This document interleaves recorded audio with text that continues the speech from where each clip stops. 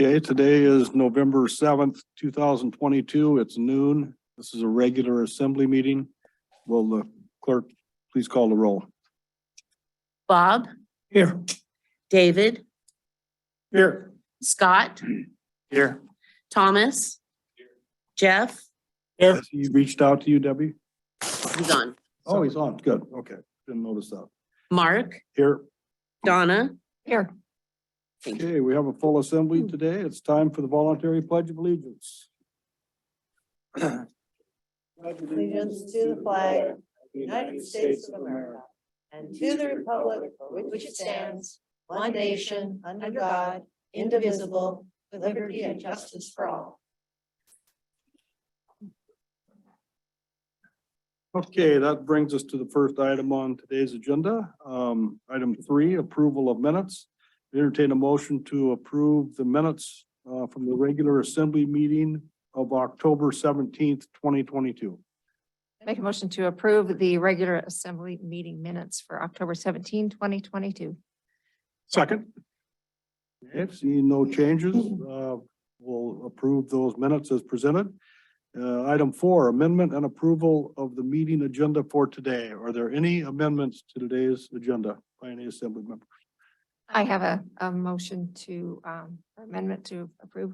So on the timing of the meetings, on that one, I am wondering if we could insert the meeting. Presently, it says to recess at 8 o'clock. And I would like to add as determined by the assembly, Okay, because can we do- may be close to that. Okay, all right, we can do that when we At that have point. it on the floor. Yeah, Perfect. okay. Thank you. Any other proposed amendments? Okay, I entertain a motion to accept the meeting agenda as presented. So moved. Or second. Second. All those in favor say aye. Aye. Okay, we'll move forward. No public hearings, no bid awards today. Those are items 5 and 6. Items 7 and 8, persons to be heard related to agenda and heard unrelated to items on the agenda. I'd like to remind people, if you're testifying, you address the whole assembly as a whole. You don't mention any individual assembly members. I should have caught that at the last meeting, but I didn't, so that's generally the protocol. So if somebody does start addressing an issue to one assembly member, I'll ask you to stop and give you one chance to start your testimony again, and then move forward in the proper manner. So Clerk Thompson, are there any people calling in or zooming in for items related to today's agenda? Yes, Mayor Jensen, that we do have one person on the line. Can we hear them first? Sure. Thank you.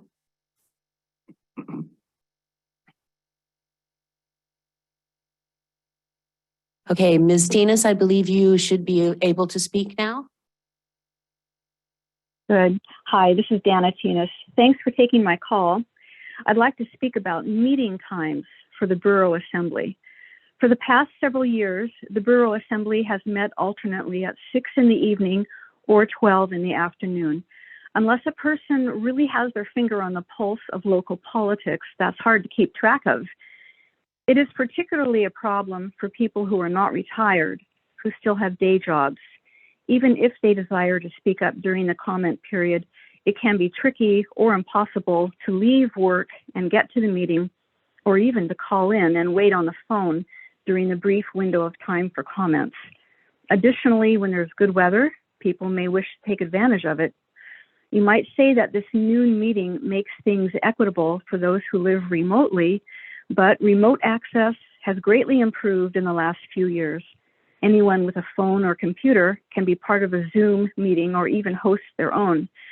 My husband is on the City of Kupernoff City Council, and he attended this morning's meeting remotely. It was no problem. And I'm sure the telephonic and Zoom equipment in Petersburg is at least as sophisticated and reliable as Kupernoff's. Please change Borough Assembly meeting times to a predictable 6 o'clock in the evening regular schedule. Thank you. Thank you for your testimony, Mrs. Tinas. Anyone in the audience that would like to testify today on issues related to the agenda? State State your name and who you represent, please. And there is a 5-minute limit, by the way. Thank you. My name is Sarah Fine Walsh. I'm here in my role as acting chair of the Parks and Rec Advisory Board. We have a letter in support of a bike skills park project that I'm here delivering in my role as acting chair. Dear Assembly, we, the Parks and Rec Advisory Board, hereby voice our unanimous support for the Bike Skills Park project planned for recreation parcel number 01-014-600 at the corner of Haugen Drive and Sandy Beach Road to begin as soon as possible. Our support for this project is based upon the widespread enthusiasm from the community received by our advisory board via comments made on the record, in person at 3 recent meetings, in emails to our advisory board and to our assembly, and in Facebook comments and in-person conversations. During our regular meeting on September 29th, 2022, the advisory board was introduced to the idea of a bike skills park across the road from Sandy Beach Park with a presentation from Pat Blair of Wheelhouse Bikes.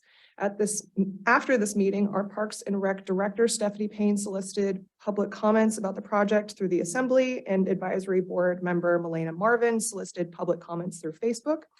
During this process, we received both enthusiastic comments in support of a bike skills park and a few follow-up questions about certain aspects of the project. To further address these comments and questions about the Bike Skills Park project, Parks and Rec held a work session on October 20th, 2022, where we received a presentation from Sig Borough of Rock and Road Construction, who has volunteered to help construct and maintain this park as a donation to the community free of charge. The feedback from the community at this work session was quite enthusiastic. We received multiple requests to begin as soon as possible. On October 27th, 2022, we held a special meeting to discuss the results of this work session and to vote on whether the Parks and Rec Advisory Board would write a letter in support of the Bike Skills Park project to the Assembly. In this meeting, we, the Parks and Rec Advisory Board, voted in unanimous support of this Bike Skills Park project planned for recreation parcel 01-014-600. We further show our support for the project with this letter for the Assembly's consideration. Thank you. Okay, thank you for that information. Anyone else in the room like to testify today? Please come forward, state your name, who you represent.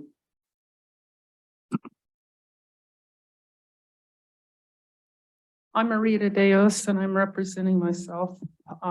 I wanted to address the resolution 2022-17 on the times for the regular meetings.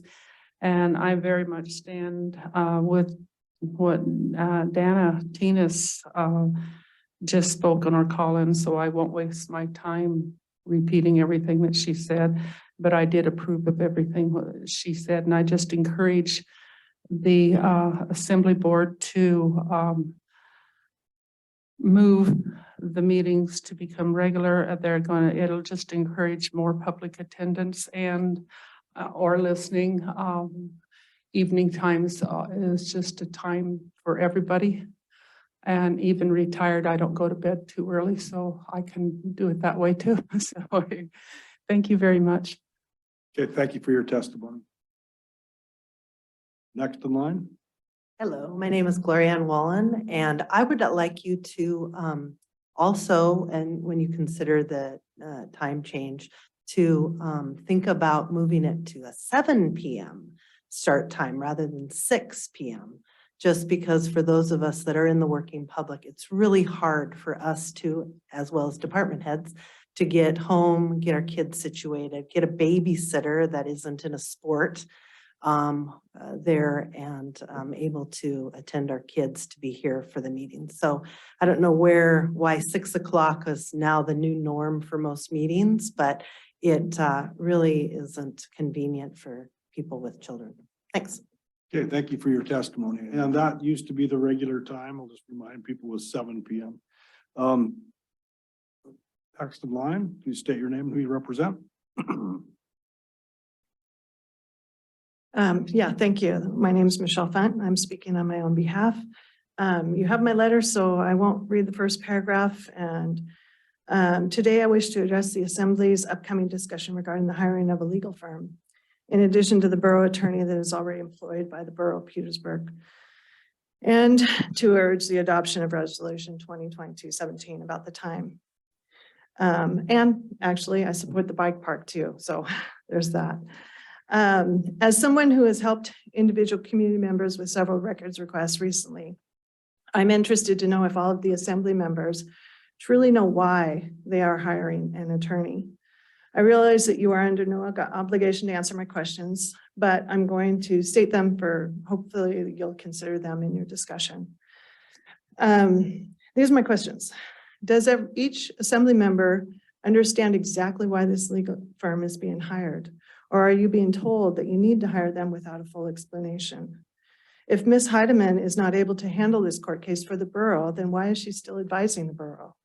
Was she advising the assembly or just the administration on how to avoid a court case in the first place? Do you know why this records request as the subject of the lawsuit was made? Do you know why the records request was refused, or to what extent it was refused? Have you read the actual court document that has been filed against the borough? Do you know how many records requests have been filed this year and how many persons making those requests were unsatisfied with the borough's response? Do you know the reasons why any other records requests were refused? Has the whole assembly read the complaint filed by Chief Kerr and or the document written by another independent attorney that supposedly adjudicated the complaint? If not, do you know who else has access to those documents when the assembly as a whole has not read them? Or was it the assembly members' thoughtful decision to refuse to release those records? Do you really want to pursue a case simply to keep information private that has already been released to others outside of the borough's attorney-client privilege? If these questions haven't been answered completely for you, then do you believe that you have enough information to make this decision for hiring another attorney? If these questions haven't been answered for you, then why not? Who is keeping this information from you? Why are our duly elected officials not getting this information? Lastly, why not investigate the matter for yourself? And upon finding that the community has a legitimate right to know how their elected officials operate, then make the decision to just give out the information and keep the borough from going to court. This would be a much cheaper option and should be one within your purview. Remember that the borough attorney is hired to look out for the interests of Petersburg as a whole, and not just the interests of one or two assembly members. If the borough attorney has been conferring with some of the members of this assembly and yet refusing to give information to others, then that is ethically a violation, as she doesn't work for just a few members. If matters concerning the borough have been kept from the assembly by the administration, then why do we have elected officials anyway? The borough to whom the borough attorney owes her allegiance is the community members of Petersburg and not the position of the assembly members or two. We community members are the ones demanding transparency from our borough assembly, and we are the ones whose interests should be protected rather than the assembly members themselves. That is what it means to be a civil servant. I would encourage all assembly members to insist on being fully informed, whenever Petersburg's liability is at stake. Insist that the assembly be informed completely before the matter goes to court. Please do not be put off from inquiring by statements that insinuate that you need to be blind to the problem just in case the problem gets bigger in the future. Plausible deniability is not truly achievable by those means and is something that no one in this community should allow from their elected representatives. Should an executive session be called on this matter, I would like to sincerely request that I be allowed to testify to the executive session as one who has pertinent information for the assembly. Thank you. Thank you for your testimony. Is there anyone else in the room that would like to testify today to items on today's agenda? No one else online, Clerk Thompson? There is not. Okay, Whoa, we'll sorry. Whoa. we'll move to item 8. And that is persons to be heard unrelated to items on today's agenda. Is there anyone in the room that would like to speak on items unrelated to the agenda? Anyone zooming in, Clerk Thompson, or calling? There is not. Okay, we'll move forward. Boards, commission, and committee reports, there are none. Consent agenda, we have one item today, and it's Harbor Bar and Liquor Store liquor license renewal application. The Harbor Bar and Harbor Liquor Store have applied with the Alaska Alcohol and Marijuana Control Office for liquor license renewals. The assembly may support or protest the applications. A protest may not be arbitrary, capricious, or unreasonable. I'd entertain a motion to approve this one consent agenda item. I'll second that. So I'll make a moved. motion to approve it. Okay, motion been made with the second. So all those in favor, say aye. Aye. Okay, moving forward, report of other officers, Southeast Alaska Power Agency, Assembly and SEPA Board Member Lynn and Utility Director Hageman will provide an update. So Member Lynn. Okay, thank you. We just have about 3 items we want to cover. We had a Zoom meeting last week with the board. The CEO of SEPA now has announced his retirement as of December 31st. The board spent considerable amount of time looking at a process to replace the CEO. We tentatively selected an acting, of which there has to be the chair this year. We'll do some follow-up with. What we've agreed to do is to go out and hire a group that will canvass and look for candidates for us. And what we've kind of chosen to do is we're going to, each of the 3 communities have a past board chair, of which I am a past board chair for Petersburg. But what we're going to do is use those to help screen the first round of the applicants. So we get down to 3 or 4, and then the whole board then will jump in to be able to go through and then select who we're after the person we want to replace. That's the first thing they did. The second item is that Carl and I have been real successful this year for two items. One is that we have been talking about the need for some kind of a rate study from SEPA to see what we're going to need for the future. And I've been after this for a couple of years, and we finally got approval. It's out now for requests for bids to do that for us. And the reason behind that, for the folks who don't understand some of the nuances of it, is that for us here locally, those wholesale rates come down to each of the boroughs. Each of the boroughs had to do their own rate study. But in that rate study, you have to build those wholesale rates in. And so it's best that we look at it for a longer term, and that's what we'd asked to do. The second item we've got going is what we're calling a load study. One of the things we've been looking at is whether or not we need a new facility, a new hydro, new generators, do something different, or solar power for that matter. But one of the questions we've been wrestling around is, what is the future needs here between the 3 communities, Wrangell, Ketchikan, and Petersburg? Will the fact that you have electric cars make the use of electricity go up? Will heat pumps reduce it? What other things can we anticipate that are going to happen? Here in Petersburg, for instance, I think, and Carl, you can correct me if I'm wrong, we have about a 3% increase in electrical use each year.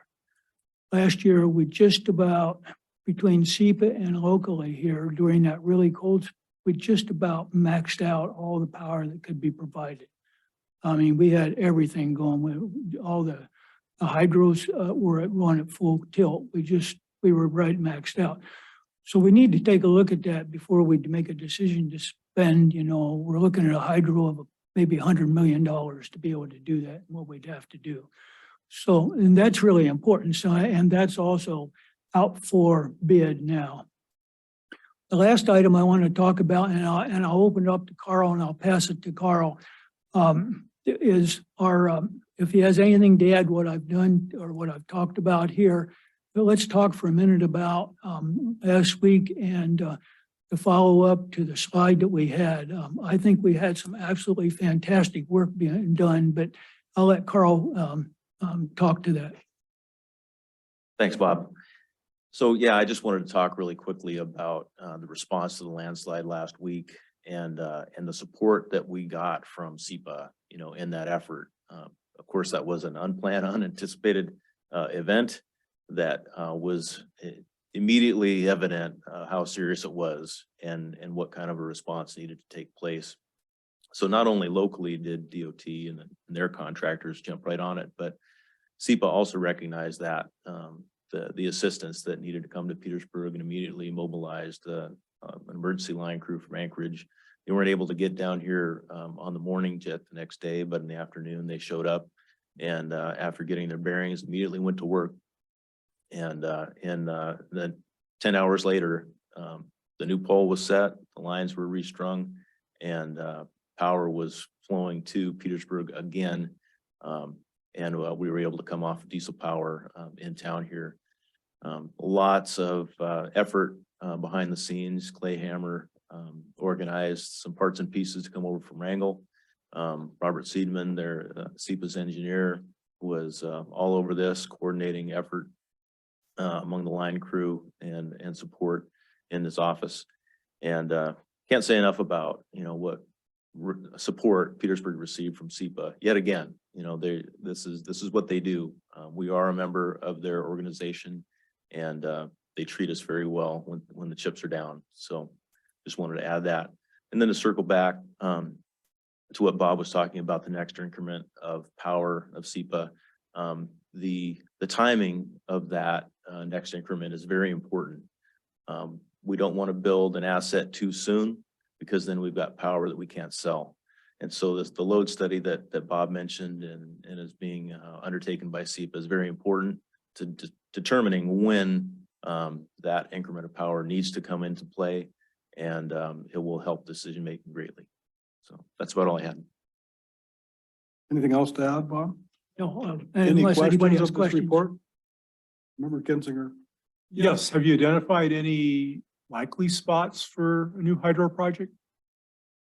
Yes, the agency has been working behind the scenes for years now, going through multiple sites and multiple iterations, fine tuning the next increment and where that would be.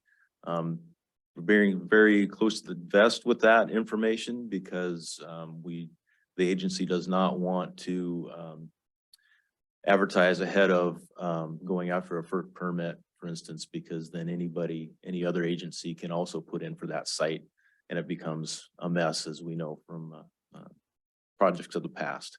So they're being very careful not to advertise what we're looking at, but there are some options that are really getting down to the final details, and this load study, I think, will help determine which way they go. Kinzinger. And then a follow-up on that, are they also trying to identify ideally how much power they would like to have this site generate?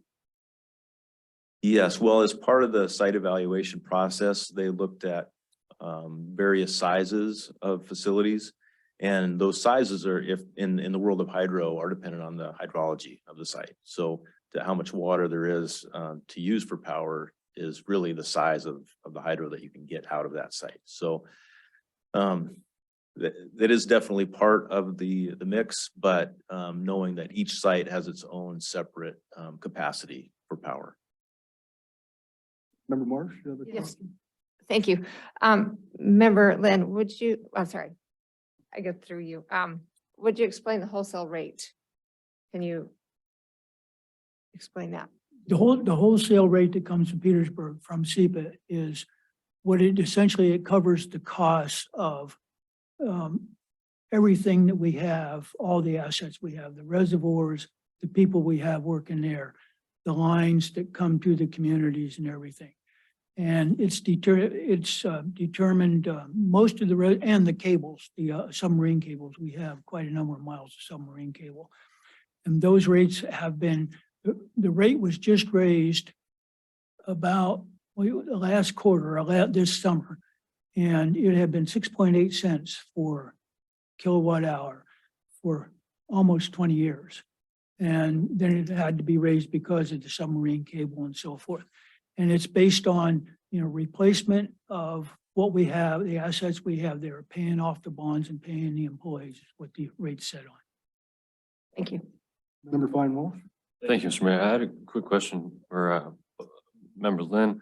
Concerning the load study, there's been talk here at the assembly about developing subdivisions in town and potentially, creating 25 new developments or, something along those lines, not to mention the hospital. Is that something you guys are taking into consideration? And do you think a new facility would come on? I mean, obviously, we're not going to turn around and build a subdivision tomorrow. It's going to take multiple years, but do you see those timelines being roughly, kind of with each other? Or is there the possibility that, a subdivision may come online before SEPA is really prepared to provide power for it consistently or reliably? Good question. Let me see, I'll take a stab at it and then let Carl come in on it. That's a local type of situation. From the load study, we're going to look at that same thing for all three communities. Because all three communities obviously are going to be expanding probably in one way or another. The concern right now is that, we approved I would say back a year ago, we had a bond issue to be able to take care of generators here so that we could upgrade those and do some other work. And the idea behind that is to be able to take care of some of the needs we have coming up locally. Whether that will take care of everything, I can't answer that because I know, and I don't want to, Carl's having to make some adjustments of which some of them are on the schedule here for changing some of the generators around and so forth. I think we'll be fine, but it may bring the new generation on faster. I just don't know offhand. Carl, would you jump in?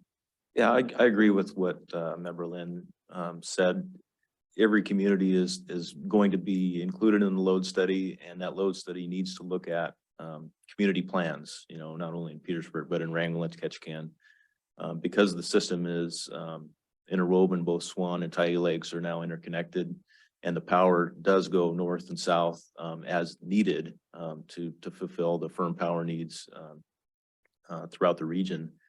All of the communities need to be looked at, and those plans for the future, for our future, will definitely enter into that, and as well as in Wrangell and Ketchikan. I might add just one other point to that. One of the other things we just started looking at was adding another turbine at Tyee. But there's only so much water behind there. And so you don't, even if you add another turbine, all you do is use the water up faster, and you have to make some adjustments back and forth. So I'm not sure how much that really is going to help us in the long run. If we have another facility, obviously, the SEPA staff does an outstanding job of pushing power back and forth and keeping them, all generators have what I'll call a sweet spot where they operate the most efficiently. They do a really good job of pushing power back and forth based on the needs of the various communities to keep those generators running as efficiently as possible. And so any new development would also add to help us do that also in the future. Thank you. Okay, thank you for your report, Bob and Carl. If there's no other questions on this report, we'll move on to the second report of the day, and that's from Petersburg District Ranger Ray Bourne, and he will present the planning process for cabin work throughout the district.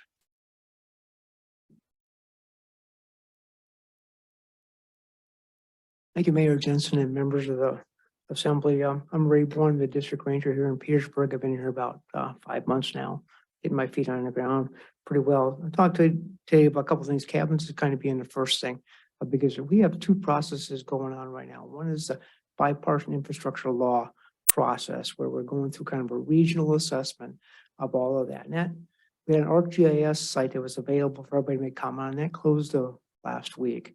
We're now doing the assessment phase of that process of which ones are actually going to be selected for that. As we drill down to Petersburg, we submitted 4 different places for that particular infrastructure money.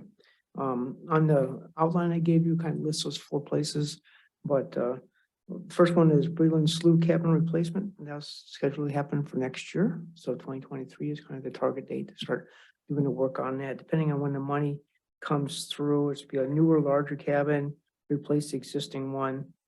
It's a short distance from the community, and it has lots of use. Reconstructing the cabin responds to public request for cabins and additional interior and site capacity. One of the things in the assessment we looked at the cabins kind of throughout Alaska, it turns out that we have 39 cabins on Tongass currently that are receiving less than 30 days of use. So we're looking at where's the use that we need to provide for people. And somebody says, okay, a lot of our cabins are on lakes or remote sites that are really hard to get to, and there's less air capacity now, and it's very expensive.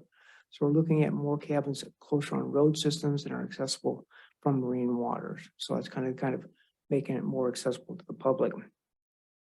The next one listed on my list is West Point Cabin Repair and Renovation 2024.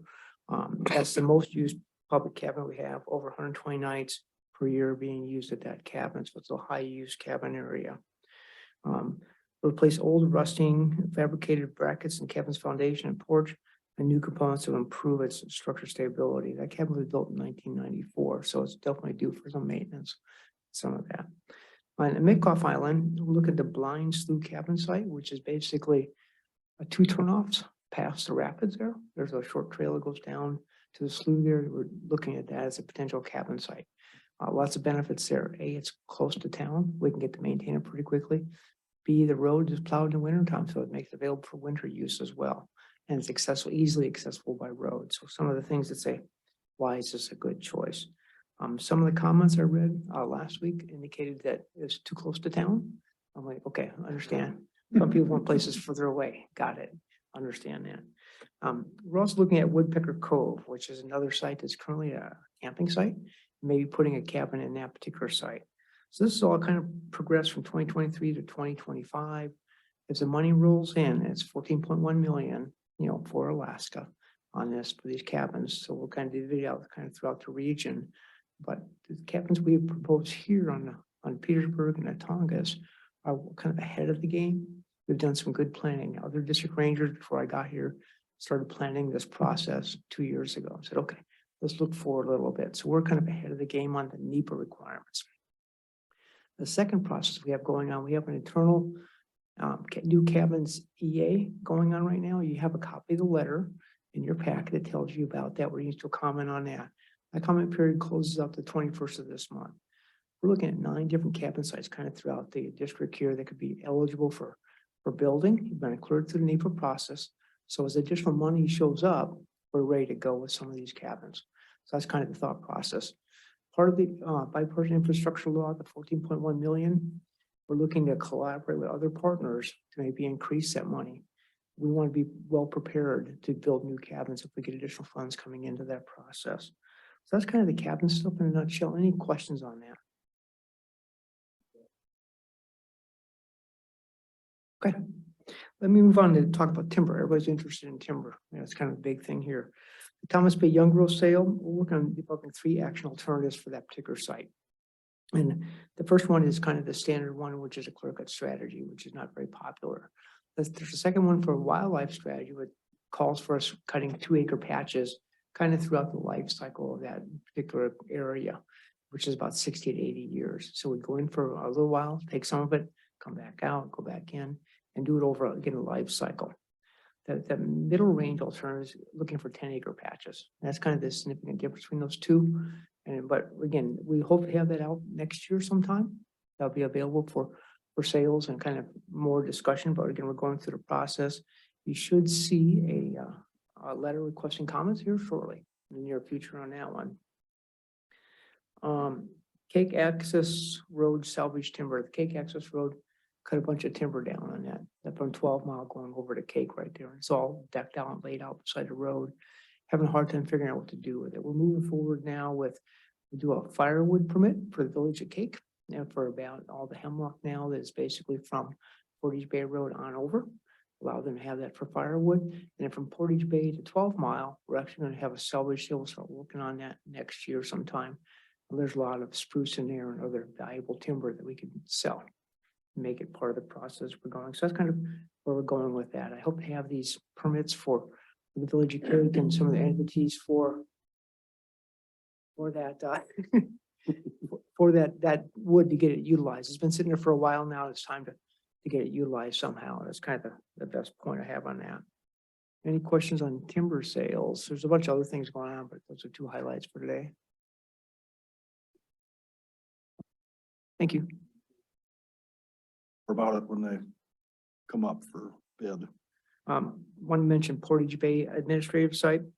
OBK has asked to make that a cultural site. So that administrative site is being proposed to be transferred to a cultural treatment site throughout Southeast Alaska to treat various drug issues and other issues like that that people may have. So working with them to develop that. We'll have the permit to them probably this year, later next month sometime, and then they'll actually move forward with upgrading it so they can use it starting the following year in 2024, I think is the plan on that. So kind of a longer range thing going on there. And then I send in your packet, you have a list of some different meetings that have been going on that may or may not be of interest to you, but that's all I had for my prepared notes. Any questions for the Forest Service? I have a question about the Cultural Healing and Rehabilitation Center request from OBK. One, that section of land is in the request by the landless natives. They would end up owning that. So I don't know if that would be a conflict. Another question I would have is what kind of use would be proposed for that and what time of the year? Would that put a large influx of more boots on the ground or people using the resources in that area? We have 2 Forest Service cabins there that are used, you know, the West Point one more extensively than the inner cabin. But how is that going to affect the use from people that have been using these cabins in that area in the past? It's probably, I mean, we're going to have it year round. And how much effort is there going to be? I mean, Again, the intent right now, as I understand, again, we're reviewing that permit and that's actually out for comment now. It's on the SOPA list. Anybody's free to go into our website and make comments on the proposal. So that's kind of one of the holds on that right now. But the intent right now is to do the work basically in the summertime, you know, summer season when you have access to it. To get there from Cake, once the snow flies, you can't get there, quite frankly. So that would be kind of it's seasonal that particular way. We don't foresee any conflict with the cabin use there, you know, on West Point and other cabins in that vicinity. Again, it'll be focused mostly on there. And the intent is to make it available through Indian Health Association for the various tribes, various members in Southeast to treat for any kind of drug use seems to be kind of thing, but there's other abuses and things like that that'll have a more of a cultural perspective on how they do treatments on that. So that's kind of what I know of it right now. and there is access to a public comment. Second, There is access online to public comment. there is. Okay. Sure. Any other questions of Ranger Bourne? Thank you for your report today. Thank you. Okay, see if I can get back to the agenda with this new app. That brings us to Petersburg Medical Center CEO Phil Hofstetter. He will provide a report for us today. Thank you, Phil. Good afternoon. Just 3 updates for today. First is I want to thank the borough and a response to the slide. We were the hospital was without power. We were on generator power for a couple hours, which is always concerning. So thank you, Steve, for giving us updates in real time and the response to getting the power back online. So that was very rapid. Second thing is PMC has completed and is in finalized in contract negotiations with Bittersworth North regarding the architects and engineering firm for the new facility. They will be on site next week to meet with managers, administration and the board. We reached out also to Bob to set up a time to maybe tour some of the existing or future sites up on the hill. Third thing is we had our managers retreat a few weeks ago, October 19th, and really was the first time in probably a couple of years where we all were in the same room. We went up to the Lutheran Church and we spent the day discussing the last couple of years, really decompressing with the COVID response and just the burden that occurred. Also to reestablish the next 5-year strategic plan. The strategic plan is our governance document, needs to be updated every 5 years, and it has come around, and we will be presenting our recommendations at a work session this week, this Thursday at 5 o'clock. It is open to the public and it is a work session, so no action items will occur at the time, but they'll be presenting on the discussion points and recommendations for a strategic plan for the next 5 years. Things like community engagement, patient care, staff retention, recruitment and safety, financial stability, and patient-centered care. In addition to new facility, were all discussed in a lot of detail. Much of these things were similar to the last 5 years as well, but just in really bulleting and looking at some of the things that occurred in the last couple of years as our recommendations for the next 5 years. So if you're interested, feel free to attend. And lastly, we are providing free flu shot clinics. Sharon Hunter's been gracious and providing some of those in our facility. So there should be one this week. If you haven't received your flu shot, certainly will be a season where a lot of illnesses will be around. We're seeing in a lower 48 influx of RSV, flu, and obviously COVID is still out there. So hospitalizations have increased in the lower 48. Hasn't quite hit Alaska yet, but we're vigilant. And that's all I had. Thank you. Any questions? Questions of Mr. Hofstadter? Seeing none, Phil, thanks for your report today. Thanks. Next report is from Assembly Member Kinsinger from the Housing Task Force. Yes, thank you, Mr. Mayor. The Housing Task Force has had 2 meetings. Our plan is to take a short hiatus and have a couple subcommittees that will meet between now and a meeting that's for later in December. Our goal is to have our final recommendations completed in January and presented to you by early February. I would, if possible, Debbie, if you can make available the notes of from the last meeting, I encourage you all to take a look at them. If you have some things that you have major heartburn with, please reach out to me. There's some very interesting proposals, a lot of things I would have never thought about. And what we're trying to do is we're trying to concentrate on things that we can do right now or as soon as possible. And then there's a couple really big ideas that Joyce Cummings had that if the Assembly is interested in, after my presentation in February, if you so wish us to stay as a task force, we can look at those, but only if you're interested in them. So what I'm seeking is feedback, because nobody likes to do things and find out that our ideas are non-starters with you guys, because nothing's going to happen unless you guys approve of it. So please take a look at them. Reach out to me if you see things that you really just say there's no way I can support that. Let me know and I'll pass it on for our next meeting that will be later in December. And if you have any questions. Mr. Mayor. Questions of Member Kinsinger? And be looking forward to reading the notes from the meetings. So thank you again for taking that on. That brings us to the mayor's report. First of all, I'd like to thank the veterans, the local veterans and all the veterans nationwide for your service to our country. Greatly appreciated. And general election day is tomorrow. The polls will be open from 7 a.m. to 8 p.m. in the community center activity room. Exercise your right and vote, please. Halloween landslide response. Thank you to everyone who assisted in the response. Power restoration and cleanup after the landslide on October 1st, 31st was quite an endeavor. I drove out the following morning when they had it cleaned and saw some pictures. We all saw pictures of the event, and it was, they did a good job getting it back on.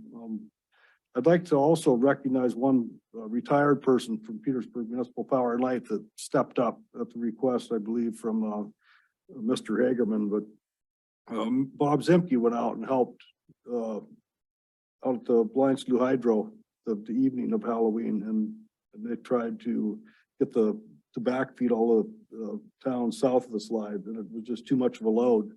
But so the next day they did a little brainstorming and they figured out how to just slowly turn the load on. That's what I understand. And so sooner than the SEPA power got on, our old hydro out at blind slough, you know, stood up for us again. And that, in my mind, just shows the importance of that rehabilitation project that we're doing on that facility. So it's a lot of money, but it, you know, saved us, you know, again. December 5th, 2022 assembly meeting. I will be out of town.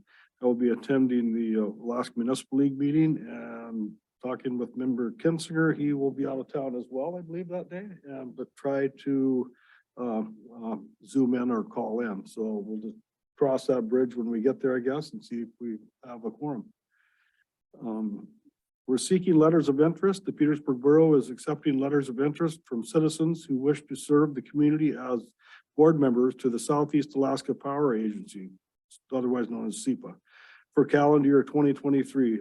The Borough Assembly will appoint one voting member and one alternate member to this board. It's an annual thing that we have to do. Letters of interest should be submitted to Clerk Thompson at the Borough offices located at 12 South Nordic Drive by sending to Post Office Box 329, Petersburg, Alaska 99833, or by emailing to dthompson@petersburgak.gov. And that's the end of my report. Gives us the manager's report, Mr. Giesbrecht. Thank you, sir. Kind of a shout out to the boat owners. Harbor staff is continuing to clean up the floats of water hoses and clutter to make way for snow removal. Please grab your stuff. Also, please call the harbor office with boat watching information as vessel owners start to travel out of town. Harbor continues to meet with the U.S. Army Corps of Engineers and the contractor on weekly basis. Contractor expects to be on the scene very soon, second week of November, and set up to start dredging after Thanksgiving. Staff will work with the contractor and vessel owners on the schedule for moving vessels once they're set up and break ground. We continue to work with Rain Country Plumbing and Heating to update the plumbing in the elderly housing kitchen. And Mountain View Food Service will be having their annual Thanksgiving dinner on Friday, November 18th. Please order by 11:14 at noon by calling 907-772-4331 and specify for Thanksgiving dinner. Meals will be a suggested donation of $14 per person, and this will be delivery only. A limited amount of traction sand is available to Borough residents free of charge at Public Works. A total of 10 5-gallon buckets of sand may be obtained at no cost during the winter months. And when wanting sand through this program, we'll need to stop by and let the office know first. Aaron Hankins, our fire EMS director, continues to work on getting up to speed on the required ICS training and reviewing and getting familiar with our existing emergency plans. Our communications trailer has been gone through, thanks to some of the work him and the volunteers did to make sure it was ready for future events, and it was returned to ready status after finding some minor issues during its last deployment. There'll be a modified Firefighter 1 course scheduled for early January of 2023, as well as an EMT 1 course planned to start sometime in January, February. If you're interested in either, please contact the fire department. Been having reports throughout the U.S. of cyber crimes continuing to go up. And this year, our insurance pricing was actually fairly difficult. We had higher premiums with less coverage. The application process was substantially more difficult than it was a year ago. Jody and I met with our IT provider this morning, and we're going to be continuing to talk about ways which we can do to make sure we can continue having cyber coverage here for the borough. Parks and Rec will work with Rock and Road to begin clearing vegetation at the proposed bike park location to investigate the feasibility and potential track layout. And youth basketball season wrapped up for Parks and Rec. Would like to thank all the volunteer refs and coaches for their participation in creating another successful season. Liz met with representatives from DNR and the governor's office regarding the borough's municipal land entitlements. DNR stated they would be moving forward with adjudication of remaining selections over the next 6 months, including adjudication on the parcel at Pepe's Landing. We have monthly progress report meetings scheduled with DNR Entitlement Office through May of 2023. So thanks to Liz and her staff. DNR commissioner issued a notice allowing the Departments of Transportation and Forestry an opportunity to provide additional comment on the borough's appeal of DNR's decision to retain parcels adjacent to Olson's Log Dump and the Woodpecker area. The borough wrote a letter objecting to the action and requesting DNR decide on the appeal. We have still not heard back from DNR. DNR did issue a draft patent deed for most of the lots within the Thomas Bay subdivision for the borough to review. We are working through the details regarding the acreage and status of the platted right-of-ways. We've kind of covered the Halloween landslide, but I just wanted to thank a whole lot of folks, Reed Brothers and Rock and Road. DOT did an incredible job with those contractors getting the road clear. Public Works was out there. AT&T and GCI mobilized their crews as well as SEPA. Power and Light was out there. Public Works, police and fire departments. We had pretty much everybody on board, and for a pretty large event, it was cleaned up really fast and had the power back for most people. So thanks to everybody that was involved in that. The Blind Slough Hydro Project pre-bid meeting was held on October 24th and 25th. Good turnout of contractors attended. The bid date will be moved from November 28th to December 5th to distance the bid opening from Thanksgiving and associated staffing and bid delivery issues that normally come with holidays. The library has been awarded a $14,500 grant from the Healthy Communities Program of the Alaska Community Foundation to expand its arts and cultural programs. And programs offered at the library in November include Curiosity Creates after school program, robotics for kids, basic knitting with Lisa Schrammick, a writing workshop with Oren Pearson, yoga with Karen Malcolm, cedar bark weaving with Deb O'Gara, and Stories in Motion, a new twist on the traditional library story time. We are cross-training 2 employees on the passport process, and so that should be resumed soon. But we also are we're going to start closing the libraries on Mondays for a while. We've got a staffing issue with someone who's going to be out of town for extended length of time. It's to make our staffing and budget work, we'll have to close the library on Mondays, and that'll start next week. Assisted Living has filled all of their open rooms, and they had a great Halloween handing out treats to everybody who came up there. And Derek has implemented a new continuing education program, and we've been able to get most of the RAs caught up after a software problem on the old system caused us some issues. The RAs are not only do a tough job, but they also are required to have continuing education credits on a regular basis to meet the requirements of the state. Our police department has seen a recent increase in DUI arrest and investigations. The police department wants to remind people to plan to have a ride home. You don't want to be talking to our officers in that situation if you can avoid it. And Sergeant Harris is working on coordinating Alice training for the borough. And that's it, unless there's questions. Any questions of the manager on his report today? Seeing no interest from assembly members, we'll move on to unfinished business. First item under unfinished business is ordinance 2022-13. This is an ordinance determining that property conveyed to the borough in a tax foreclosure proceeding shall not be retained for a public purpose and shall hereafter be sold. This is the third and final reading of this ordinance. I'd entertain a motion to approve ordinance 2022-13 and its third and final reading. So move. Second. Second. Motion made by member Marsh, seconded by member Fine Walsh. Discussion. And just remind people listening, we've had 2 readings prior to this, and the second reading also had a public hearing. So if there's no discussion, I'll ask the clerk to call the roll. Jeff, Yes. Bob, Yes.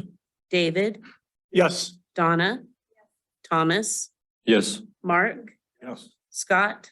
Yes. Thank you.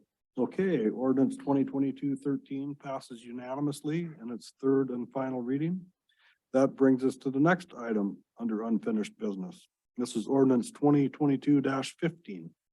An ordinance adjusting the fiscal year 2023 budget for known changes. This is its third and final reading. I'd entertain a motion to adopt this ordinance in its third and final reading. So move. Or a second? Second. Motion's been made by member Lynn, seconded by member Marsh. Discussion. And once again, we've had two readings on this and a public hearing. There are 18 items to on this supplemental budget addition. So any discussion on this? Member Fine Walsh. Yeah, I'll be voting for this today. As people who've been listening are probably aware, I'm not really in favor of everything on this list, but there's a lot on it that I like. So yes, we'll be voting for this today. Thank you. Any other input by assembly members? Seeing none, will clerk call the roll? Mark, Yes. Donna, Yes. Thomas, Yes. David, Yes. Bob, Yes. Scott, Yes. Jeff. Yes. Thank you. Okay, that ordinance passed as well in its third and final reading.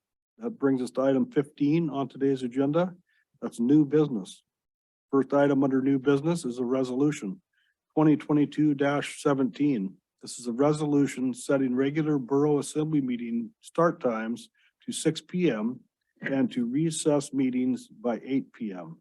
If approved, resolution 2022-17 will change the meeting times of all regular assembly meetings to 6 p.m. and will recess meetings by 8 p.m. to be continued at 6 p.m. the following day. I'd entertain a motion to approve this resolution. So move. Is there a second? Second. Motion's been made by member Marsh, seconded by member Newman. Discussion. So yes, I do appreciate the input by someone who has children. And I would make a motion to, or amendment to this motion to begin at 7, to recess by 9. Unless we're close to the end of the line and we would like to just press forward and continue the rest of it. So the ending time would be up to the discretion of the body. Second. Mr. Mayor, could I ask for clarification from member Marsh? Could you make that in a form of an amendment? So I know. She did make an amendment to change Okay. the time, I believe. Okay, I guess my confusion is on the ending time of the meeting. How do we determine when we're nearly done with the meeting or not? If we put it in a resolution form where we say a firm time of whatever hour it is, we have to end at that time, even if we only have a few minutes to go. I prefer to see it be left as it has been in the past, up to the will of the assembly. If we feel a meeting is going too long, then we just continue it for the next day. Okay, I think we need a second for the amendment. And I'd like to just point out, well, we'll ask for a second. We have a first and a second for the main motion, correct? Correct. Okay. I would like to point out that under the 5th whereas, it says if the assembly business is not finished by 8 p.m., the assembly may. Doesn't say they shall, it says they may. So that means it's up to the discretion. In my mind, that was one of the things that was a hang up for me, that putting a hard time that you were gonna, if you weren't done by 8, if this amendment passes, that may be 9. But you know, if you got 15 minutes left or half an hour, it makes sense to me to continue on. So with that language in there, I think it gives us the discretion. But now we have a amendment to this main motion for the meetings to start at 7 p.m. And to recess by 9 with, you know, assembly discretion, I would think. Any more input on the amendment to change the meeting start to 7? Could I request that the clerk read back the amendment as she has it recorded? So I understand. Yes, to begin at 7 p.m. and recess by 9 at the discretion of the assembly. Any other discussion on this amendment to the main There is no motion? second still to the amendment, however. Need a second before we do any more discussion. Is there a second? Second amendment. Second by member Newman. So now that we've already carried on the discussion, member Marsh. So to add for the reasoning why it is a good idea to move it to the evening times. did listen to the Housing Task Force meeting and found some amazing ideas. Appreciate all those who contributed. However, it was emphasized at that meeting that evening times are more beneficial for a lot of people. It was mentioned specifically the contractors and road builders and such are working during the day. So I think this adds more clout that an evening meeting where more people can attend and join, whether it's telephonically by Zoom or in person. I think it's very beneficial. Gensinger. Yes, I think we need to go back 10 years ago. And 10 years ago, when we were talking about formation of a borough, the majority of the people that lived outside of, at the time, was the city of Petersburg, opposed, did not want to become part of this borough. And one of the very few things, in my estimation, that the borough has done in a compromise to the residents that lived outside of the old city of Petersburg. And this was a compromise, and compromises means that, you know, everybody doesn't get what they want, is that we were going to have a noon meeting and an evening meeting.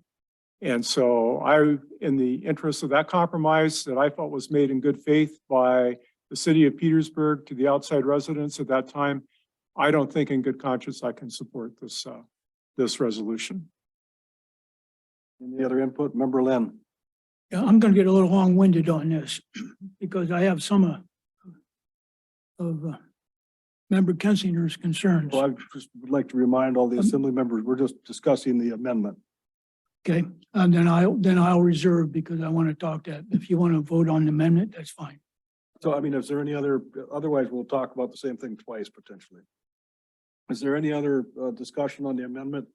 Change the time from 6 p.m., the proposed time in the main motion, to 7 p.m. in the evenings.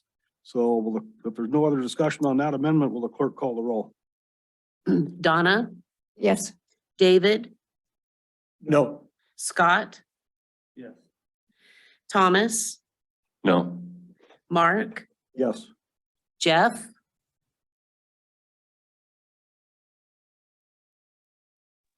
Are you there, Member Mucci? Yep. No. thank you.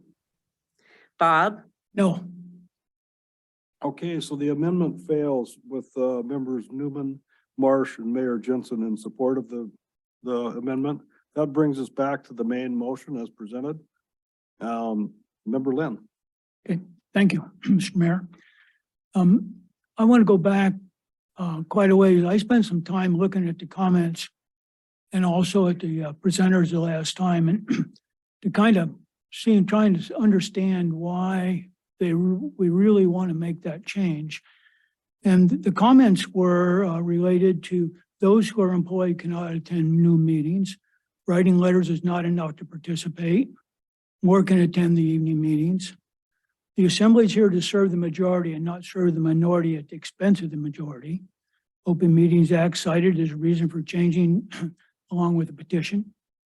New meetings are more closed meetings or work sessions. Requests made to change all meetings to evening. So I want to take a look at that since I was one of the members of the Charter Commission when we formed this borough. The Charter Commission wrote the charter the borough is operating under and which included a very diverse group of people, experience, employees, and interest. Many resided in Petersburg, some out the road, some off the island.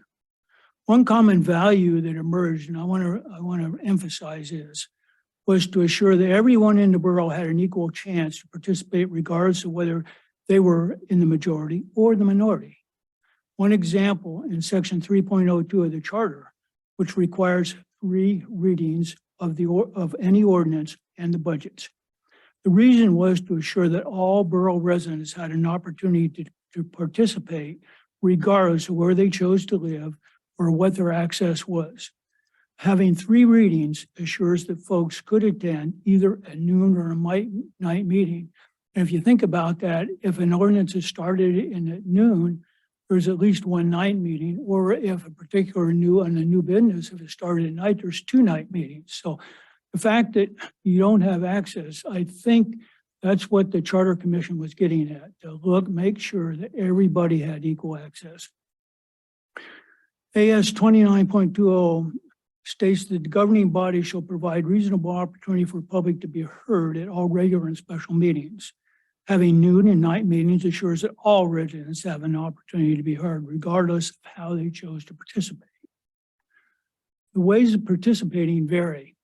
And one of the things the Charter Commission talked about was the fact that we talked about, well, everybody has access. Well, everybody doesn't have equal access. I can assure you, I don't have the same access some other folks do.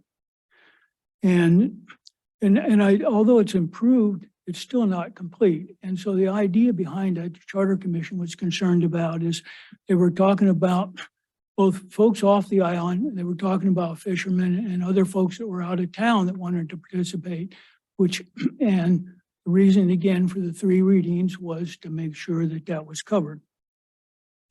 The Charter, having been on the Assembly for a number of years, let's look at the history of participation. Has anyone been deprived? In my mind, no.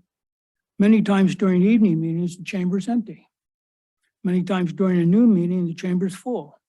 Sometimes there's been more residents calling in than are in the chamber. Both the clerk and the manager have attended many meetings. You might want to ask them if having one meeting at noon and one at night has hampered participation. This is the 3rd time that we've voted on changing meeting times. That was originally set in January 7th, 2013. The meeting was changed by the former the council. And at that time, it was a 6-1 decision to change those meeting dates. Since then, we've had 2 others, and I think we've had very similar results. Why I don't see any reason now that you need to change that. In summary, I'd like to say all residents, regardless of whether you live in town or outside, are affected by the charter and actions of this assembly. To give one group more access to the assembly than another, how can the assembly honestly say that their decisions are in the interest of all? If the assembly is truly interested in listening to a diverse group of opinions before making a decision, how can that be done by limiting the ability to participate? The preamble to the charter states, this charter strives to provide for maximum public participation in borough decision-making. If the assembly chooses to make all-night meetings, how can we honestly say we're providing for maximum public participation? And how can we say that we're truly representing all interests? And with that, I'll rest. Thank you. It was pardon, it was Borough Assembly is what, not the city council that made that original decision on January 7th, 2013. I stand correct. Any other input on this resolution to change the meetings to both in the evening? Well, since any other assembly members don't seem to have a comment, I'll comment. And I have had many people from the public come up to me and say that they don't feel they can participate. People that work at grocery stores or schools or hospitals where they work 8 to 5. They don't have time to even potentially listen to the meeting. And, member Lynn's comment about, it depends on how the meeting starts out, whether it's on the first Monday or the second Monday of the month, whether you get 2 or 3 options to come to an evening meeting. I'm in support of this resolution. I've been in support of it a couple times in the past, and I was probably the one that put it on the agenda, asked to have it on the agenda a couple times, just because of the public input I've been receiving. So I will be voting for this resolution, and that's just why I'm voting for it, just the public input I've had. Any other comments on this resolution? And it's changing the meeting time to both to 6 p.m. in the evening. Seeing no more input, will the clerk call a roll? Mark, Yes. Bob, No. Donna, Yes. Jeff, No. Scott, Yes. David, No. Thomas. No. Thank you. Okay, resolution 2022-17 fails with a 4-3 vote with members Newman and Marsh and Mayor Jensen in favor of it. So it fails, and that goes on to, now we move on to item B under new business. It's the resolution opposing a constitutional convention. If approved, resolution 2022-18 will show the Assembly's opposition to a constitutional convention. And I asked to have this on the agenda, just so everybody knows. Entertain a motion to approve this resolution. So moved. Second. Okay, motion's been made by member Kinsinger and member Lynn and seconded by member Walsh. And the reason I put this, member Fine Walsh, remember, the reason I put this on there is probably like everybody got a flyer in the mail talking about the expense and the potential harm that the Constitutional Convention could do to the state. Besides costing $17 million, it opens up Pandora's box, big can of worms. Potentially lose limited entry, retirement programs for people, on and on, anything that's controlled by the Constitution. So I know it's the day before the election, but I figured it wouldn't hurt for Petersburg Assembly to take a position on it. So that's why I asked to have it on there. Any other comments? Member Kinsinger. I'll just point out that the Constitution has been amended many times. And so I think if a person has, or a group of people have a real problem with the Constitution, they should use the amendment process and not go to a constitutional convention, which in my feeling, in my opinion, could be a complete can of worms. Any other comments? Member Marsh. Yes, I would agree with both Mayor Jensen and Member Kinzinger. It's usually not a good idea to open such a Pandora's box as has been expressed. Presently, there are different interpretations, and that's why one reason why we have the courts to interpret what the Constitution actually means. However, I do believe in the process of making amendments and garnering legal rights to protection of legal rights as well in the provisions that are granted by either the state or the United States Constitution. Any other comments from Assembly members on this? If not, I'll ask the clerk to call the roll. Thomas, No, or, sorry, yes, yes. yes, okay. Scott, Yeah. Jeff? Yep. Bob, Yes. David, Yes. Donna? Yes. Mark? Yes.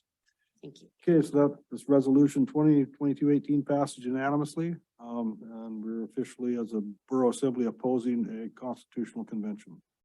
Next item C under new business. Borough Manager Giesbrecht and Borough Attorney Heidemann recommend that the Assembly appoint the law firm of Germain, Dunnigan and Owens to serve as special legal counsel for the borough and as clerk in connection with a lawsuit regarding a public records request, Public Act request. So I'd entertain a motion to approve this request. I will approve, support that motion. Make a motion. Second. Motion was made by member Marsh, seconded by member Kinsinger. Discussion. For Marsh. So I have a few questions such as what information is being requested and why hasn't it been turned over for the FOIA requests? A lawsuit would actually end up costing the borough some serious money, which we don't have. And for me, it makes sense to turn over the information. I'm not sure why it's being withheld. I would not be able to support this on those premises. Okay. Member Fine Walsh. I have a question through the mayor to the manager. How much does this cost? What's the retainer? What are they asking? Do we have any idea what the legal fees will look like here? Just out of curiosity. No, I do not at this point. We won't know till far into the process, I'm assuming. But I can speak to the issue of hiring an outside litigation firm. Generally, the borough attorney does not provide that. And we have two competing lawsuits potentially. That one says we've released too much information. The other says we're not releasing enough. So at this point, we're trying to let this be up to a judge to say which one should we follow. I would like to point out on the Manager Giesberg's comment about 2 potential lawsuits. There is one we've been served with. And that's what we're discussing here today is whether to approve hiring Jermaine, Dunnigan and Owens to represent us. And if I'm not mistaken, APEI, our insurance provider, covers a Yeah, good portion of the cost. Correct. And that's the other issue we don't, the borough doesn't choose on these kind of lawsuits who our attorney is, our insurance provider does. They basically appointed a litigator, somebody to take care of that for us. Otherwise, if the assembly goes a different direction, then API can waive coverage is what it amounts to. Clarification. Any other input? Member Kensinger? Yeah, since part of this request was a personnel matter, and speaking for myself, I've never opposed and support the release of all the materials relating to this. I do not think that we should be engaged in this lawsuit, and I think a lot of questions that the community has had and that people have asked me that I've been unable to answer would be explained by releasing these materials. That said, I realize the difficult situation that the borough is currently in and that we have competing claims, one for releasing material and one for not releasing material. So I don't know if it's possible. So my question to the manager is, could we wait for our next meeting to act upon this to see whether we actually get served by the other party? Through the mayor, it's been registered in court view. So there has been a lawsuit filed even though we have not been served yet. And it'd be nice to have an attorney raring to go here. Pardon me, also, a response to this first lawsuit must be put in by next Tuesday.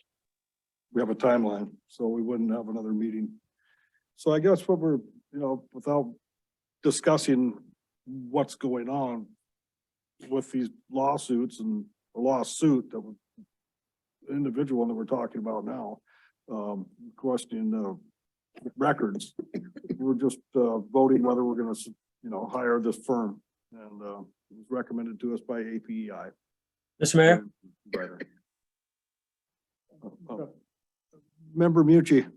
Yeah, thank you. So if this motion fails or passes and we hire this one attorney to represent the borough based on the individual. Now, are we talking about the lawsuit that Don Koenigs has filed? Is just so I understand, I've been kind of out of internet for a while. So is this to defend us in the Don Koenigs lawsuit? The answer to that is yes. That is the only lawsuit that's been served to the Petersburg officially. So that is what we're discussing, and we have till next Tuesday to approve and a representative, an attorney firm.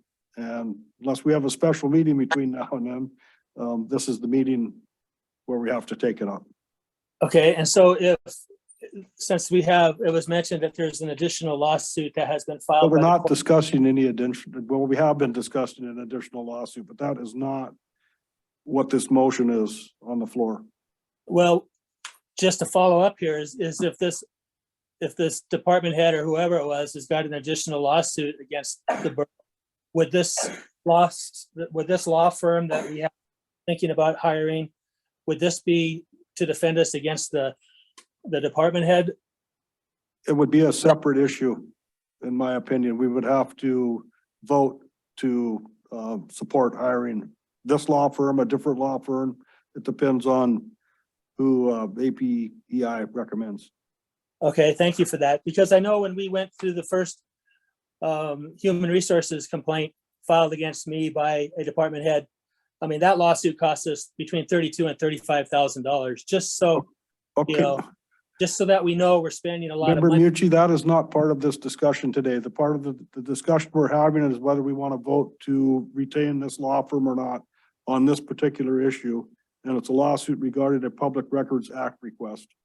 Oh, okay. Well, part of the conversation was talking about an additional lawsuit that has been filed on claim of the court, and I was just trying to follow the conversation here. So, Okay, well, we will know more about that in the near future, I would assume. It's in the court, but we have not officially been served. So we can't, in my opinion, vote on who will represent us if we want to hire someone to represent us. So that's where we're Sure. at. yeah, thank you. No, I understand that. I was just kind of trying to figure out that if we've got, one lawsuit asking for more information and there's another one pending out there, I didn't know if this one lawsuit, this law firm. Again, member Mucci, we are voting on this for this particular lawsuit without assuming, we did say there's another potential lawsuit, I know, but we're just addressing this one. And I think we should keep it as vague as we can at this point. And not hide anything, but address that lawsuit if we get served. Yeah, thank you, Mr. Mayor. I understand that, but in an effort to be transparent here, I think I think we need to make sure that we all understand that this isn't the only lawsuit that we're going to be facing based on. Member Mucci. Yeah. This ahead. is the only thing we're addressing with this. So keep your comments to that, please. Oh, Instead of okay. expanding on it. Okay. Sorry. No, I'm not. That's the way we'll handle this. So any other discussion? Member Fine Walsh. Thank you, Mr. Mayor. Through the mayor to the manager, what are the likely repercussions if we don't hire a law firm here and would we presumably default on this FOIA complaint that's been filed, and the information would be, we would get a court order from the judge to release the information? Is that sort of what would happen? I'm just trying to get an idea of what the consequences of a yes or no vote are here. Yeah, well, through the mayor, yes would be appointing, based on the recommendation of our borough attorney, this law firm to represent the borough in a court hearing in a little over a week, Tuesday. Without an attorney to represent us, I'm supposing we would default. And whether or not that meant, I imagine the judge at that point would make a recommendation based on the information they have and take action based on that. And I can't speak for what the judge would do. So clearly up to the. But having a court order from a judge directing the borough to release the information then we would essentially be in a position to say, listen, we were directed by a court, we had to release this information. And that would potentially, would that not insulate us from liability further down the line if someone was unhappy about the information being released? Don't know. So I mean, I guess what I'm getting I'm at not is. an attorney. Okay, You are. Well, So. I mean, I'm not the borough's attorney. I kind of wish, we had the opportunity to speak with Sarah Heidemann or something before I feel like we're just tying this knot tighter and tighter. And I can't believe we're in a situation now where no matter what we do, we're going to be, potentially exposing ourselves to a lawsuit from one of these two parties. And this is all because I want to remind everybody listening that we're working through the borough's insurance, as I understand. Like, we are not calling the shots here, but we are paying half the bill. Is that correct? 50%? Correct. And we have no control over how much this is going to cost. Once this ball gets rolling, we don't get to decide. They could hire the most expensive attorneys in all the land, right? There's a process, yes. Based on the information, if that's your thought process, then that will probably, determine how you vote on whether to support or not to support this. So without digging into the weeds too deep, Manager Giesbrecht. Just through the mayor, has everybody seen Borough Attorney Heidemann's letter that she sent earlier today from the assembly? I have, but that's Yeah, that's not public knowledge yet, to my opinion. it's attorney-client privilege, but it was sent out today, explains many of the questions you're asking. If you've seen it, great. If you have not, I can provide it, I guess is my The point. stumbling block here, in my opinion, is the deadline of next Tuesday. Yeah. And if we don't, I suppose if we thought it was important enough, we could table this or whatever you want to call it and have a special meeting just to address this one topic. Member Kensinger. Mr. Mayor, could I suggest that we meet in an executive session and contact Sarah Heidemann? And maybe she could answer some of these questions. If we could do that at the end of the meeting, I would really like to. We can't recess into an executive session unless it's advertised with prior notice and, Well, I don't have any problem with the entire public hearing what Sarah has to say. So, I mean, I'd like to ask her the question that Tom asked, because that would influence definitely how I would vote on this and get her input on this, if that's possible. well, I think we would be violating the Open Meetings Act if we amended the agenda to add an executive session without proper notice, and then we'd have to say what the topic was that we were going to discuss in the executive session. If it was affected someone's person or their lack of their reputation, then they have the right to have it in the open. But otherwise, it'd be an executive session. So we have a little explanation. Do you have some explanation on that with the whole assembly? Yeah, I think this has been in the dark for too long. And I would like to see, I mean, people have been asking questions. It seems like whatever we do, we're going to get sued. So maybe the best thing to do is just to have all the information out in the open. We're going to get sued anyway. I would like to obtain the advice of our attorney. So the motion on the floor as to whether or not we're going to vote to hire this law firm. And if we want to take other action than this action item, we're going to have to have it on another agenda at some point. Yeah, if we vote this down, we don't have any legal support on Tuesday or whenever the court hearing is. But we could also go back to member Kensingers. We could choose to delay it until an executive session at the end of the week, if you so chose. Am I correct? We could do that? Timing wise, that would work. Yes, we could. You could decide not to act on this agenda item, schedule an executive session meeting, and then come out of executive session to the public and act on the item. Yes. Yes, you could. Schedule a special meeting, yes. So if there's a motion to that effect and a second, to time, postpone to a time certain and have the meeting in executive session. If that's, I legal. would like to just hear our borough attorney if she's available now, and she's not.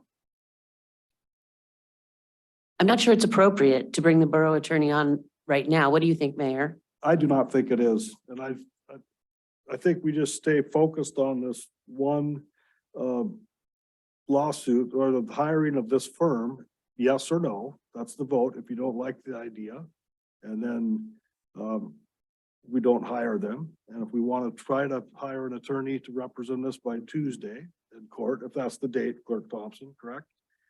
Yes, Tuesday is when a response is required. By us, so not Yes. necessarily a court appearance. Correct. So, that's where I would like to leave it, but to call the attorney right now and get her on the phone, I don't think that's, was even a thought in this, when this agenda was formulated. Fair enough. And I mean, it would be an action item and, so, Member Fine Wolf. Yeah, just a couple of things. I wanted to clarify that based on my understanding, it sounds like we need an answer in court by Tuesday. Not decision by the assembly, but if I would support meeting an executive session Friday would give us plenty of time to make that decision. And I also want to reiterate that this is all, we have been sued twice. It's not a hypothetical anymore. That genie is out. This is all public. This is all accessible by any member of the public, if anybody wants to know. So, I think I don't want to get too, obviously it involves, individuals that we know and work with, but, this is a public matter at this point, as far as I'm concerned. So Just wanted to point that out. Any other comments before we vote whether to obtain this law firm or not? And just for the record, in June, I think, when this whole thing started, I was fully in favor of releasing the whole result of the investigation. And so, had that with the discussion with the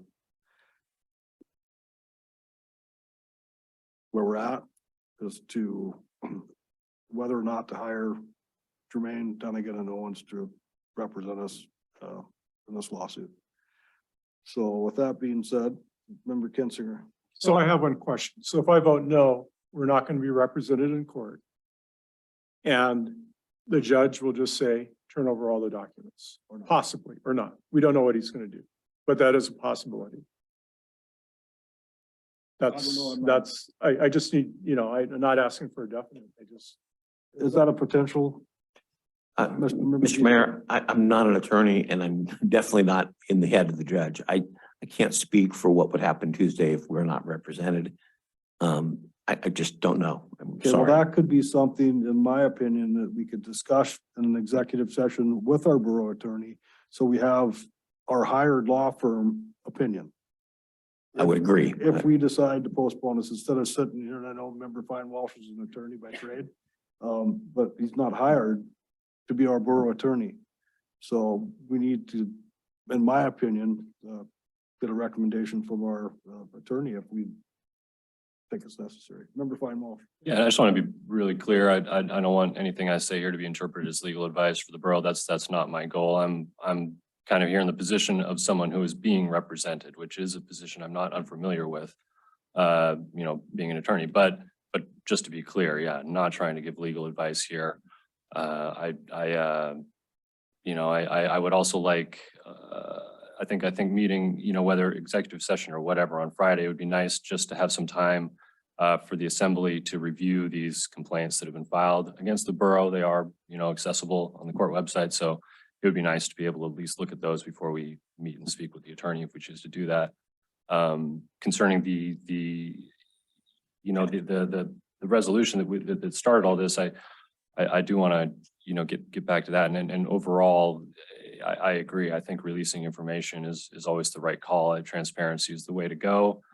And that said, when you're dealing with your insurers, my sense is that it's best to do what they want because they are the ones protecting us, and you don't want to be on the wrong side of your insurer because they'll leave you out to dry.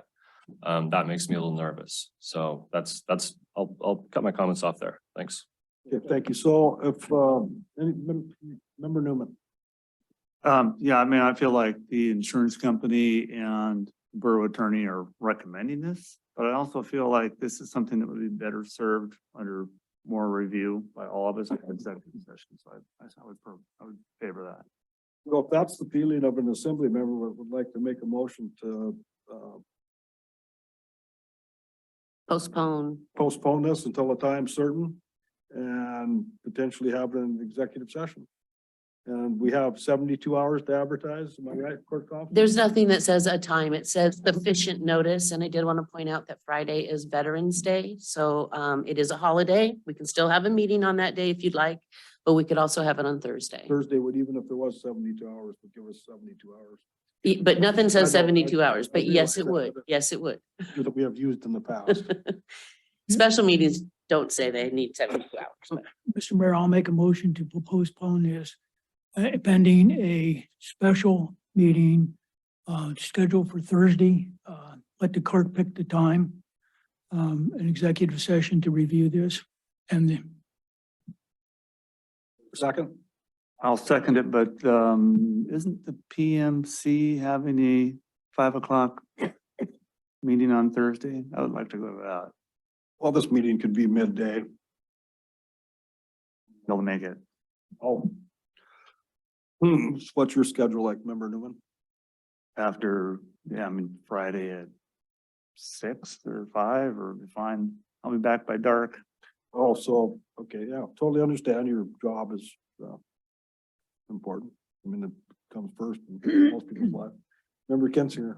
Mr. Mayor, I could attempt to call in on Friday. Thursday would be problematic because I'll be flying. Through the mayor, Can we do it? do it Wednesday. Monday? You could do it Wednesday. Yeah, but you're gonna be gone all week, remember Newman?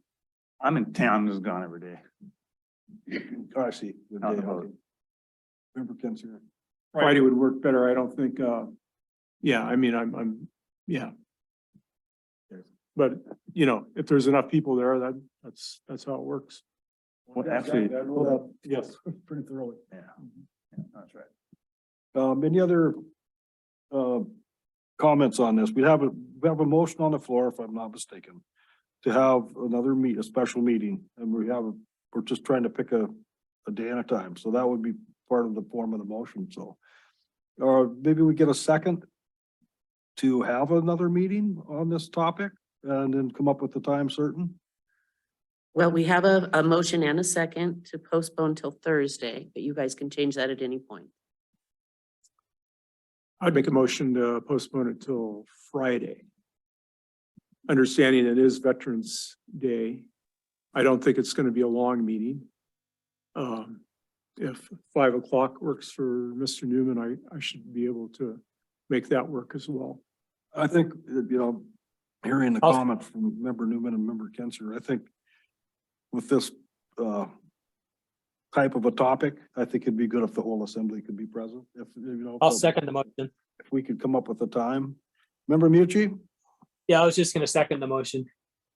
We have a motion and a second on the floor. Now we're just discussing, trying to firm up a time. So do you feel we need an amendment to the motion, or we're just discussing it to pick a time? No, that's fine. Dave actually made a separate motion and Right, Jeff okay. just seconded the separate motion for Friday, the 11th. So you just need to choose a time. 5 PM work for all the assembly? I think so. Well done, yeah, okay. So that's the best we could do in certain cases. So we have a motion on the floor to postpone this to a time certain, and it's Friday at 5 PM, Friday, November 11th. And we've discussed it. So if there any other discussion?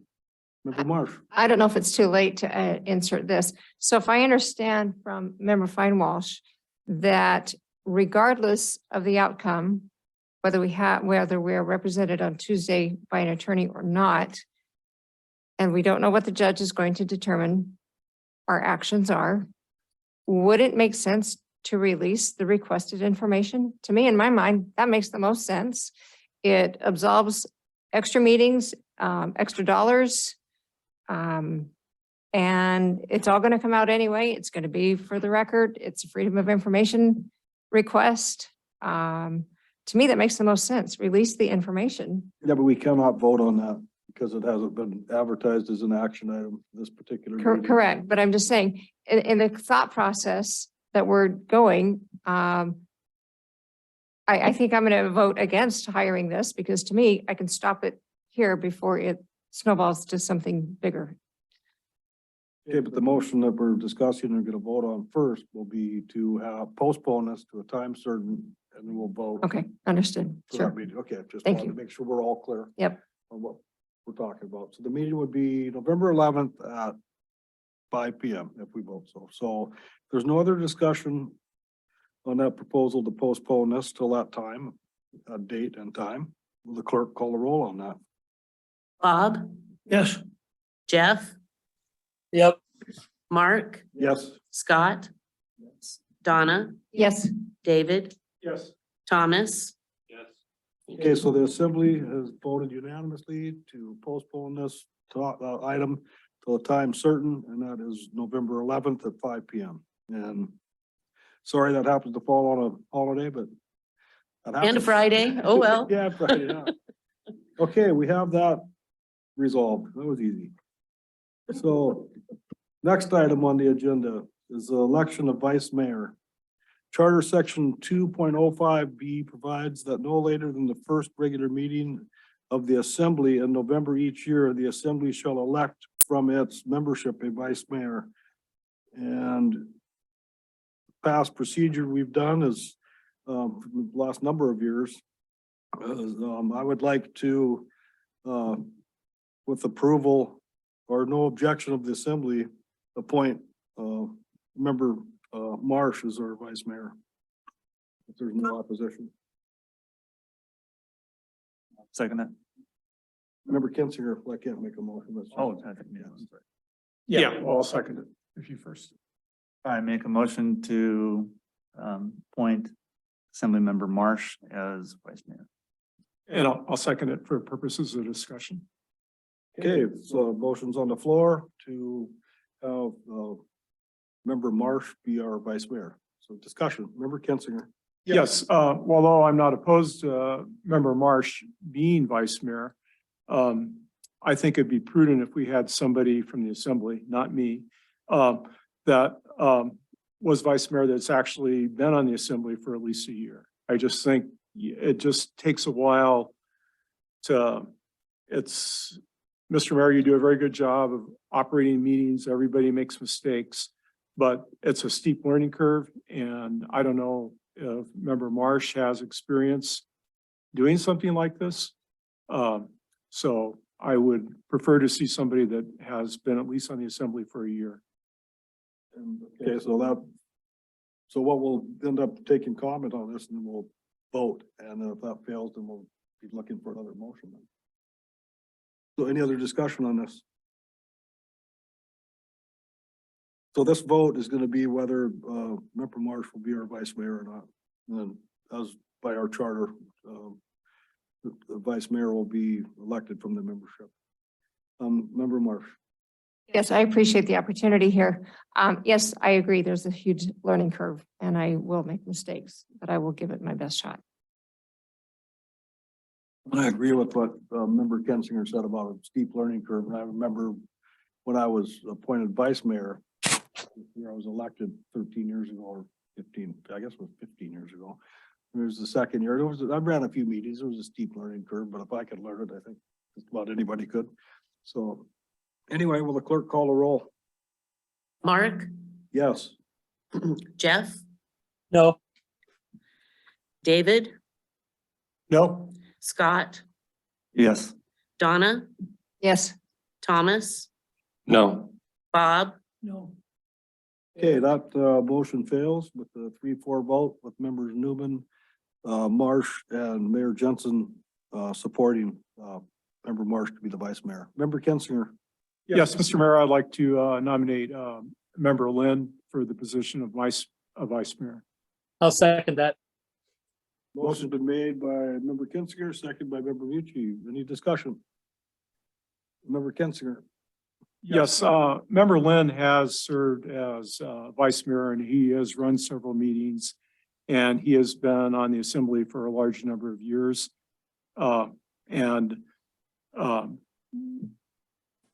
Last year, and I understand your situation, Mr. Mayor, I think it's important that we have somebody that's here in case you're gone. And so I think member Lynn will do and has done a good job in the past. Any other discussion or comments? Clerk call the roll. Scott, No. Bob, Yes. Mark, No. David, Yes. Thomas, Yes. Donna, Yes. Jeff. Yes. Thank you. Okay, the motion passes with a 5-2 vote with member Newman and Mayor Jensen opposed. And so we have a new vice mayor, member Lynn. Next, assembly appointments. Mayor Jensen, with approval of the assembly, will appoint assembly members as representatives or liaison to the Southeast Conference, Alaska Municipal League, Ports and Harbors Advisory Board, Hospital Board, Public Safety Advisory Board, and the Local Emergency Planning Committee. So with that being said, I'm going over the list of last year and I would like to make a few changes to it. And maybe we should do it one at a time. Without any objection, I'd like to appoint myself, Mayor Jensen, as the voting member to Southeast Conference and Assembly Member Kinzinger as the other representative to Southeast Conference. And the way the voting works there, it's whoever is there representing the town. With the, the mayor being the highest elected position votes. Mayor's not there. If Member Lynn was there, he would be the voting member. So anyway, I would like to appoint myself and Member Kensinger to Southeast Conference representatives. Is there any objection?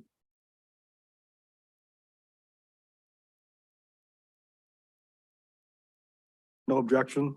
I'm assuming that's okay. Alaska Municipal League representative, Mayor Jensen and Assembly Member Bob Lynn were the ones in the past. So if there's no objection to that, I'd like to keep that the same. Okay, no objections, so we will consider that done. And liaison to the Harbor and Ports Advisory Board. Member Mucci was the representative last year. This year, Member Newman, who was just on the Harbor Board, I feel has a good understanding of the workings of the harbor currently. And I would like to, without objection, appoint Member Newman to be the liaison to the Harbor Ports and Advisory Board. Is there any objection? Okay, liaison to the Hospital Board, Assembly Member Lynn. If he is willing, I would like to appoint him as the liaison to the Hospital Board, like you currently are, correct? The liaison to the Public Safety Advisory Board, Assembly Member Mucci. I'd like to appoint Member Mucci to that position, if he's so willing, and there's no objection. And elected official to the Local Emergency Planning Committee, Assembly Member Mucci has been doing that role in the past. I'd like to stay in that position if there's no objection. And I don't hear him objecting or any assembly members, so I guess that's how that will go. And then the 2021-22 assembly appointment, okay, never mind on that. And then one other thing, it's the mayor is generally or has the option to be the representative to the Petersburg Economic Development Council, and it runs with the term of the mayor. So I would like to continue in that position if there's no objection. Member Lynn. Just a point of clarification, we have two positions, don't we, to that, to the economic, you and, No, he's just one that volunteered to be on it, I believe, or did you? If I may, through the mayor. Go ahead. Their board is laid out with various rules, including the borough manager or my appointee. So that's in addition to the mayor's appointment. thank you. Get that right, Liz? Advisor for me too. Thank you, Member Lynn. Through the mayor, there's also an assembly appointed seat. Maybe that's what Member Lynn is referring to. There's the mayor's seat, there's an assembly appointed a seat, and then there's the borough manager seat. Oh, so that's in the bylaws of the PDC? So currently, Brian Lynch is in that seat. Anybody interested? I don't see anybody raising their hand. So. Okay, so that is done. That brings us to Harbors and Ports Advisory Board and Parks and Recreation Advisory Board letters of interest. After the October 4th, 2022 election, there is one vacant seat on the Parks and Recreation Advisory Board and one vacant seat on the Harbors and Ports Advisory Board. The borough has received 3 letters of interest to fill the seats. We have a letter for the one position on the Harbor Board. We have 2 letters of interest, Scott Roberge and Raleigh Cook. And one interested resident for the Parks and Recreation Advisory Board, Amber Burrell. So we need to have a motion to support one of the people for the Harbor Ports Advisory Board. So let's do that first, and then we'll move on to Parks and Rec. Mr. Mayor, Mr. Mayor, I move to appoint Scott Roberge to the Harbor Board. I'll second that. Go second by Member Mucci, motion made by Member Lynn to appoint Scott Roberge on to the Harbor Advisory Board. And if I'm correct, Clerk Thompson, that's until the next election. Yes, that's correct. Okay, thank you. Any discussion? Clerk, call the roll. Donna, Yes. Thomas, Yes. Jeff, Yes. Mark, Yes. Bob, Yes, David, Yes. Scott. Yes. Thank you. Okay, so we have a full Harbor Advisory Board, I believe now, with Scott Roberge taking the vacant seat. And now I'd entertain a motion to appoint Amber Borough to the Parks and Recreation Board. She's the only person that submitted a letter of interest. Mr. Mayor, I move to appoint Amber Burrell to fill the vacancy of the Parks and Rec Advisory Board. I second that. Motion been made by member Marsh, seconded by member Newman. Clerk call the roll. Mark, Yes. David, Yes. Thomas, Yes. Jeff. Yep. Donna, Yes. Bob, Yes. Scott. Okay, we have full boards, I believe. Communications, we don't read the communications we receive, but they're posted on the agenda today and you can get them online at the Borough website. Assembly discussion items, excuse me, there are no items listed there for discussion today. And brings us to assembly member comments. Are there any comments by assembly members? Member Lim? Yeah, I have two of them. The first one is that for the next agenda, I'd like to ask the manager if he would have a discussion with us of the major projects we have coming online for the next 2-3 years. I know we have some serious problems, with Parks and Rec and some other areas. But just to fill us in, not to make decisions, just to fill us in on what those big projects are and kind of the state of where we're at. If he would. That was, Get an update on potential future expenses. yes, yeah, exactly. Thank you. And then the second one is that we talked earlier about it being Veterans Day Friday, and as a veteran, please take a minute out and think about all those people who have sacrificed something to make us be able to sit here and have an open discussion like we're having. Thank you. Thank you. Any other assembly members have comments today? Okay, that moves us to recognitions. Anybody have recognitions, any assembly members? Other than recognizing the people that got our power back on? Member Fine Walsh, sorry. I was gonna say, of course, recognizing all the hard work people put in the freezing cold in the middle of the night to clear the road and get the power back so they didn't freeze. Really appreciate it. And it's awesome. I'm super proud to be in Petersburg right now. Yeah, it's great that we're lucky. People that suffer from hurricanes probably still don't have power. Some of the areas down in Florida, so. Any other recognitions from staff? Anybody? No? Entertain a motion to adjourn. So move. Second. All those in favor say aye. Aye.